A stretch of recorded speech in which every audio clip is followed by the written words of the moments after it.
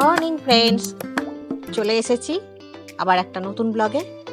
আজ দেখাবো আপনাদের একটা রান্না, তাই জন্য দরকার নারকেলটা আমি ছাড়িয়ে নিলাম। নারকেল ফাটিয়ে জল বার করবো, তারপর নারকেলটা কি করব দেখতে থাকুন, পাশে থাকুন, চলে যাবেন না কিন্তু কেউ।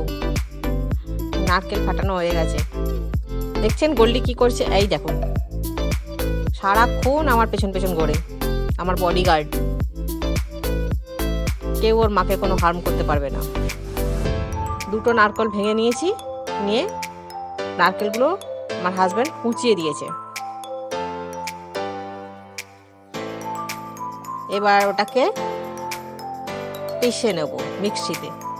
তার জন্য লাগবে সর্ষে, কালো সর্ষে, সাদা সর্ষে, কাঁচা লঙ্কা আর এই যে নারকেল কুচি। মিক্সির বড় বোলটা নিয়েছি, তার মধ্যে দিলাম নারকেলটা। আচ্ছা, নারকেলের জল সমেত দিয়েছি, আর আমি 3টে মালা দিয়েছি, একটা মালা রেখে দিয়েছি অন্য একটা জিনিস বানাবো বলে।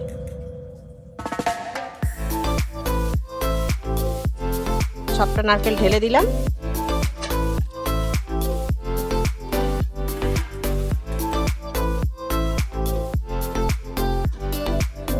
এবার দিয়ে দেবো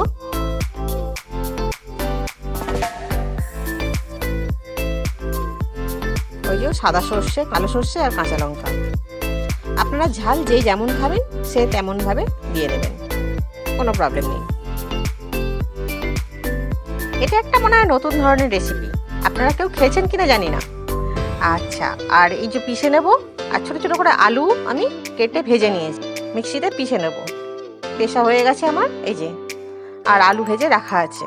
আর লাগবে চিংড়ি মাছ, এটা এক রকমের নারকেল চিংড়ি বলতে পারেন। ঠিক নারকেল চিংড়ি মানে মালাইকারি নয়, নারকেল চিংড়ি। কড়াইয়ে তেল দিয়েছি, জিরে ফোড়ন দিয়েছি, আর কাঁচা লঙ্কা দিয়েছি, তেজপাতাও দিয়েছি। দিয়ে ভালো করে একটু জিরেটা ছটফটিয়ে উঠবে তেলের মধ্যে গরমে, তারপর দিয়ে দিলাম চিংড়ি মাছ।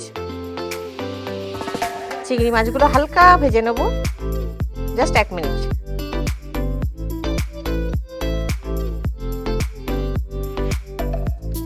চিংড়ি মাছ ভাজা হয়ে গেলে,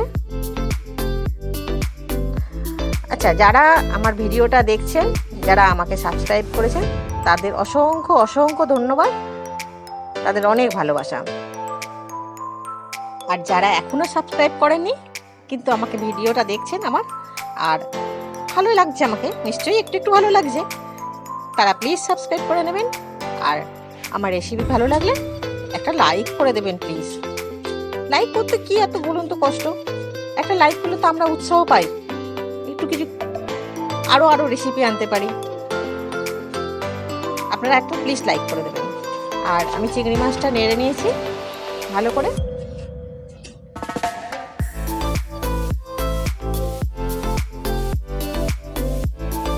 চিংড়ি মাছটা হয়ে গেছে, এবার মিশিয়ে দিচ্ছি আমার ওই নারকেল পেশাটা।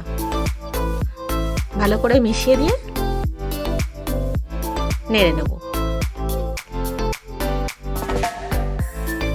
আপনারা কিন্তু কমেন্ট করে জানাবেন কেমন লাগলো রেসিপিটা, আর বাড়িতে অবশ্যই চেষ্টা করবেন। নারকেলটা এবার ভালো করে মিশিয়ে নিচ্ছি।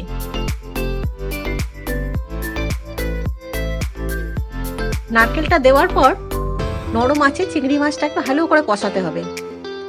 আঁচ জোর দেবেন না, যেন আঁচ জোর দিলে নারকেল পুড়ে যাবে, পুরো তরকারির স্বাদটাই নষ্ট হয়ে যাবে। তাই জন্য ধীরে ধীরে অনেকক্ষণ ধরে চিংড়ি মাছটাকে নারকেল দিয়ে কষাতে হবে। আর এর উপরই ডিপেন্ড করবে আপনার রান্নায় স্বাদ কেমন হবে। কাজেই আমি কষাতে থাকছি, আপনারা দেখুন। ভালো করে কষে নিয়ে প্রায় হয়ে এসছে, এই দেখুন নারকেলের জল শুকিয়ে গেছে, অনেকটা শুকনো শুকনো হয়ে গেছে। এইবার আমি আলু মিশিয়ে দিতে পারি। আলুগুলো আগে ভেজে রেখেছিলাম, এই টুকরো করা আলুগুলো মিশিয়ে দিলাম। আর যারা আলু খেতে চান না তারা আলু দেবেন না, আর আমাদের একটু আলু ভালোবাসে তো সেজন্য একটু আলু দিলাম। আলু দিয়ে ভালো করে কষিয়ে নিয়েছি, দেখতে পাচ্ছেন শুকনো শুকনো হয়ে এসছে, তার মানে নারকেলটা ভালো কষা হয়ে গেছে। এবার এর মধ্যে পরিমাণ মতো নুন মিষ্টি দিতে হবে। আর হলুদ চাইলে দিতে পারেন, না চাইলে নাও দিতে পারেন, খারাপ লাগবে না। হলুদ যদি একটু হালকা রং হয় ভালোই লাগে দেখতে। আমি তো হলুদ দিইনি, আর কারণ মাছে হলুদ দেওয়া ছিল। আর আপনারা ঝাল যেমন খাবেন সেরকম বুঝে দেবেন। লঙ্কার গুঁড়ো চাইলে দিতে পারেন, আমাদের লঙ্কার গুঁড়ো পছন্দ করে না, তাই কাঁচা লঙ্কা দিয়েছি। এবার প্রায় হয়ে এসছে, একটু কষিয়ে নিয়ে অল্প একটু জল দেবো যাতে আলুটা সিদ্ধ হয়ে যায়। যদিও আলু ভাজা আছে, তবুও একটু জল দিয়ে ভালো করে ফুটিয়ে নিতে হবে যাতে সমস্ত মশলা নুন মিষ্টি সব একসাথে মিশে যেতে পারে। দেখুন আমি অল্প একটু জল দিয়েছি, দিয়ে ভালো করে নেড়ে নিয়েছি। এবার ওই মিনিট 2-5 মতন কষাবো। তারপর আমার নারকেল চিংড়ি রেডি, আমি ঢেলে নিলাম। যারা শুকনো চান তারা একটু শুকনো করে নিতে পারেন, আমাদের এটাই ভালোবাসে তাই এইভাবেই নামিয়ে নিলাম। আপনারা বাড়িতে অবশ্যই করবেন, কেমন লাগলো জানাবেন। আজকের মতো তাহলে এটুকুই, আবার দেখা হবে অন্য কোনো একটা ব্লগে। যারা আমাকে ভালোবাসেন তারা প্লিজ একটা লাইক করবেন আর কমেন্ট করে জানাবেন কেমন লাগলো। যদি ইচ্ছা করে তাহলে অবশ্যই ভিডিওটা শেয়ার করবেন। আর এভাবেই আমাকে উৎসাহ দেবেন এবং পাশে থাকবেন। আপনাদের অনেক ভালোবাসা, ধন্যবাদ।